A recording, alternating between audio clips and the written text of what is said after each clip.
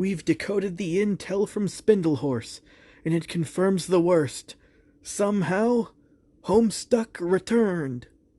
Homestuck is one of those things I was never really able to get into just because I wasn't around when it first came out.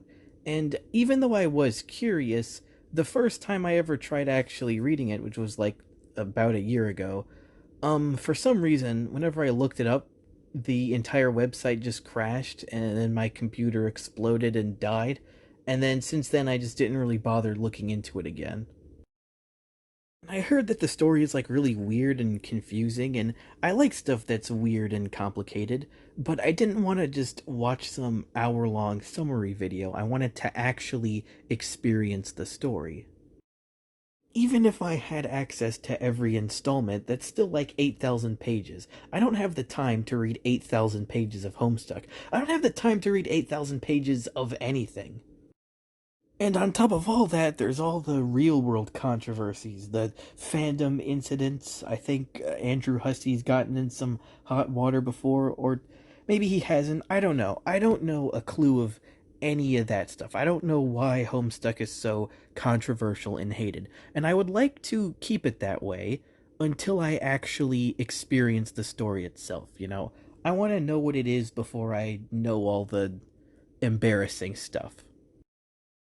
I still want to at some point read the original comics in their entirety, but if it takes me like 5, 10 years to get around to doing it, then it takes 5, 10 years for me to do it. And when I saw the trailer, or I guess the announcement for the Homestuck animated pilot, I was actually really excited. A more digestible version of the story that can come out weekly or monthly or whatever, and I could, stay tuned and watch it, and I can experience Homestuck through there. I was so excited for that. And the art style looked great. I love this kind of cartoony, not quite stick figure look. It's like a storytime animation, but actually good. You've got Vivian Madrano, Andrew Hussey, and Tobias Radiation Fox, all three of them working on the same project together. I never thought I'd see the day, let alone in the Big 25. Like, with an all-star team like that, what could possibly go wrong? But then I watched it, and, I'm gonna just peel this band-aid off quickly. I didn't like it very much. So I don't really know what the general like consensus on it is, what people's reactions to it are, fans and newcomers. But I remember like the top comment on the video, at least when I saw it, it was something like, "Boy, I can't wait to see what Homestuck is about. Boy, I can't wait to see what Homestuck is about." And I will say, as someone who doesn't know the original, I don't dislike it because it's too confusing or it's there's too many Easter eggs or anything like that. It's more just I dislike it because I dislike it. Like I said before, I really like the art style and the animation is fluid as ever. I think Spindlehorse as much, or I guess Spindleroo, whatever that is, okay, as much, shit as people give them and as much shit as they deserve, one thing that they always do great is the animation. Even though they didn't get a whole lot to do or a whole lot of time to shine, I think the characters feel very well defined and I do like seeing them. And I think part of why is because the voice actors did a very good job with what they were given. Especially Toby Monitor Fox as Jonathan Egbert III. He sounds appropriately nerdy and it's adorable.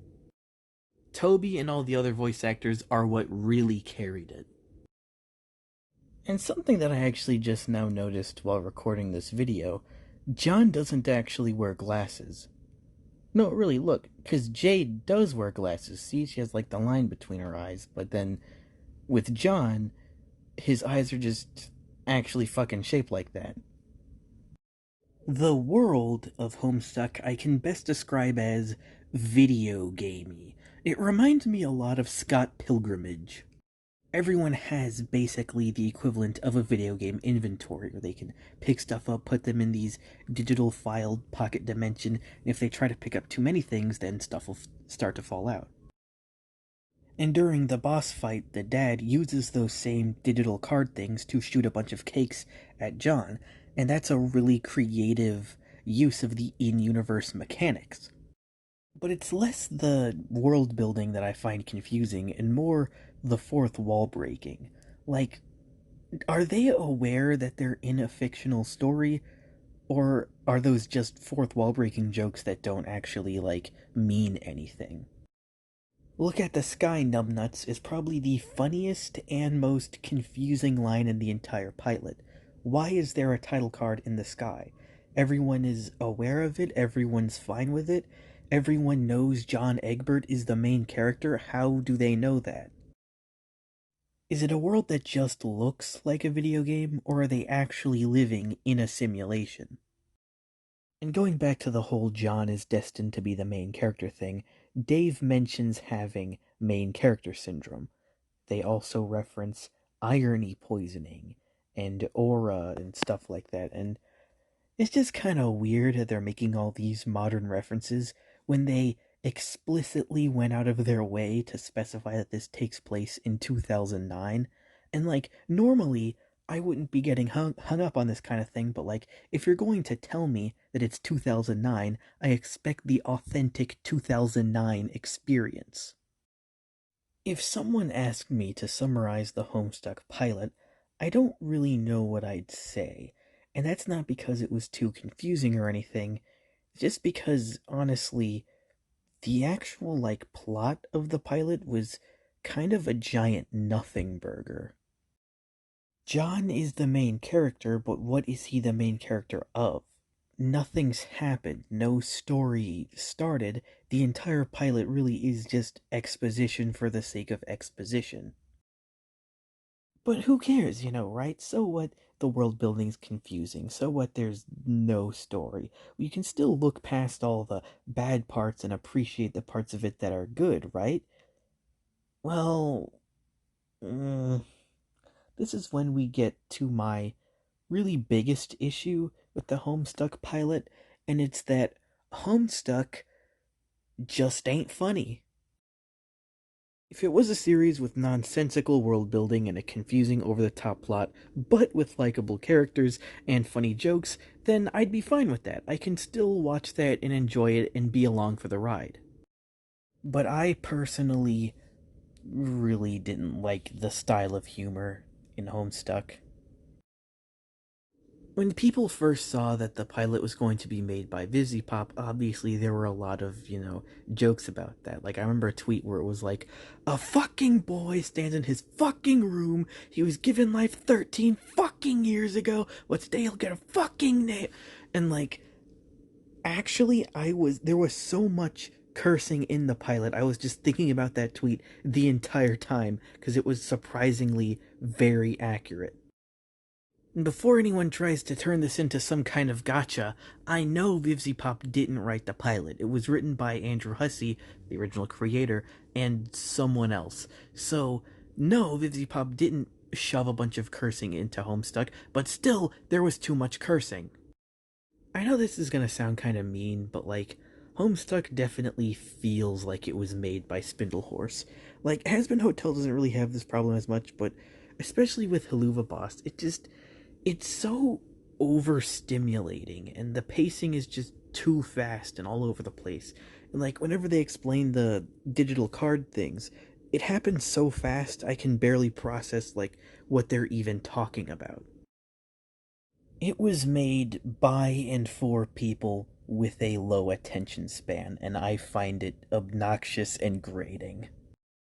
And I wanted to save this part for the end, but at the very ending of the pilot, we get this flash of, like, a bunch of stuff from the future, and it's all, like, stuff that happens later on in the comic. And I feel kind of conflicted about this. I am of two minds about this.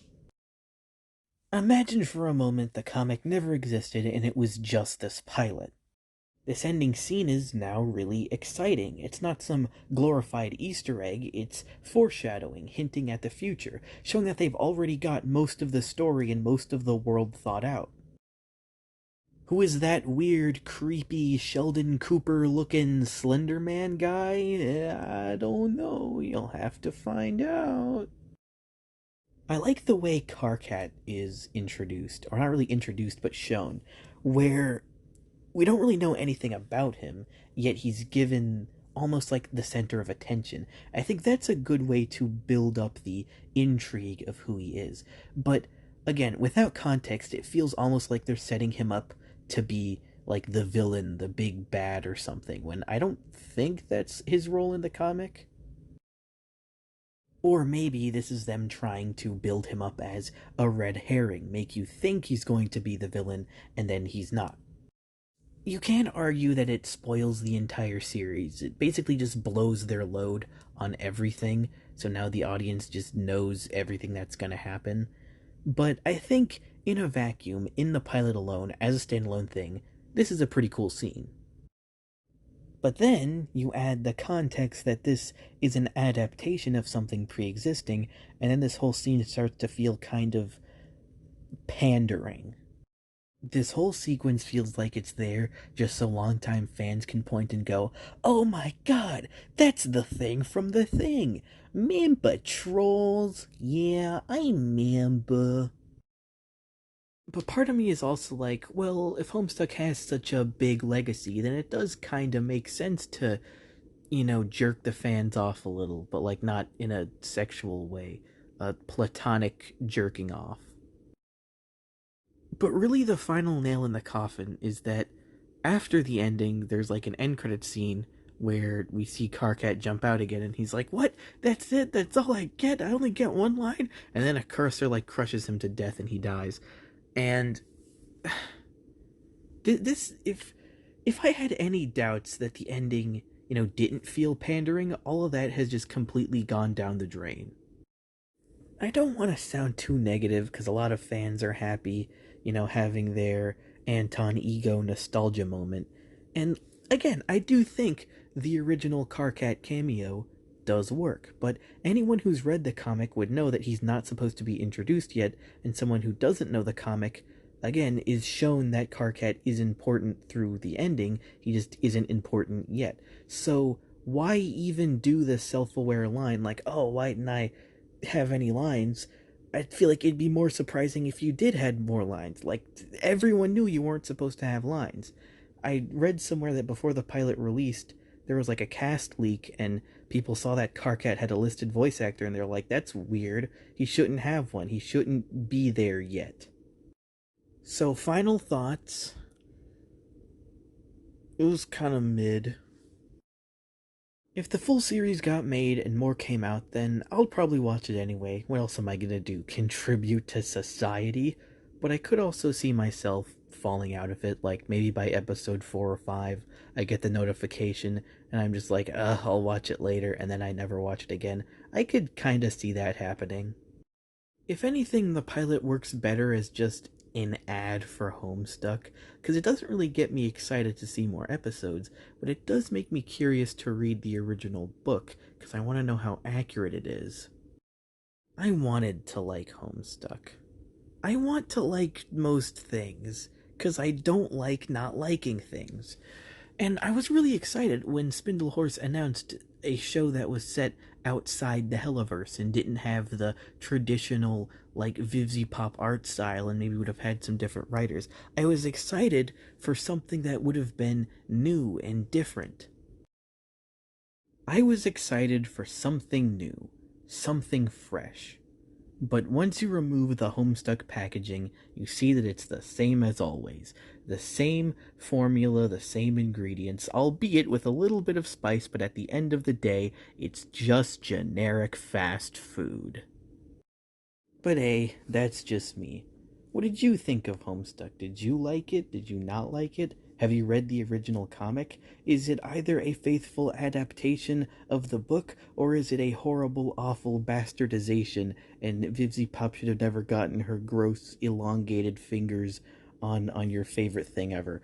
I don't know. Tell me in the comments below. Just don't give any spoilers, because I don't want to know anything that happened. And also don't give me any like don't tell me any of the like real world fandom stuff that happened, because I don't want to know that yet either. um and yeah, that, as they say, is that. This has been Bradwurst, signing off.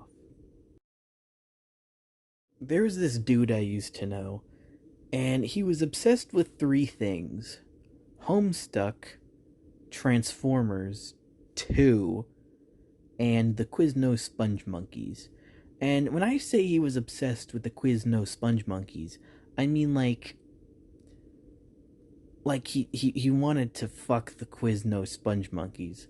Like he once just casually mentioned his inner desire to have sex with the sponge monkeys from Quiznos Sponge Monkeys.